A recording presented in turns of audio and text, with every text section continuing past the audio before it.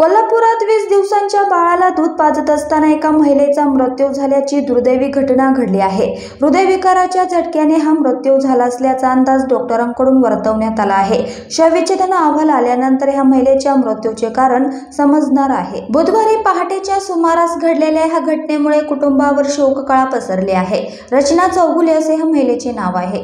आठवडाभरापूर्वी मोठ्या थाटामाटात बारशाचा कार्यक्रम पार पडला होता। नुकत्याच जन्माला आलेल्या बाळाचे नामकरण पियुष असं ठेवण्यात आलेलं। या हृदयस्पर्शी घटनेने कोल्हापूर जिल्ह्यात हळहळ व्यक्त होत आहे। मिळालेल्या माहितीनुसार 20 दिवसांच्या मुलीला दूध पाजत असताना आईचा हृदयविकाराने मृत्यू झाला। ही घटना कोल्हापुरात घडली। रचना स्वप्नील चौगुले वय 27 राहणार संभाजीनगर स्टँड जवळ कोल्हापूर असे मृत्युमुखी पडलेल्या महिलेचे नाव आहे। त्या आशा वर्कर म्हणून कार्यरत होत्या।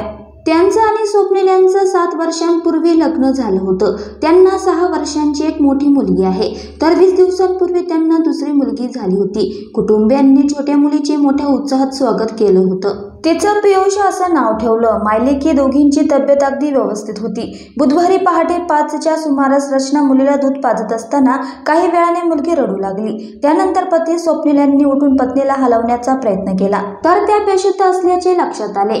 तातडीने त्यांनी नातेवाईकांच्या मदतीने पत्नीला सावित्रीबाई फुले हॉस्पिटलमध्ये दाखल केले। तिथून CPR मध्ये हलवले, मात्र उपचारापूर्वीच त्यांचा मृत्यू झाल्याचे डॉक्टरांनी सांगितले।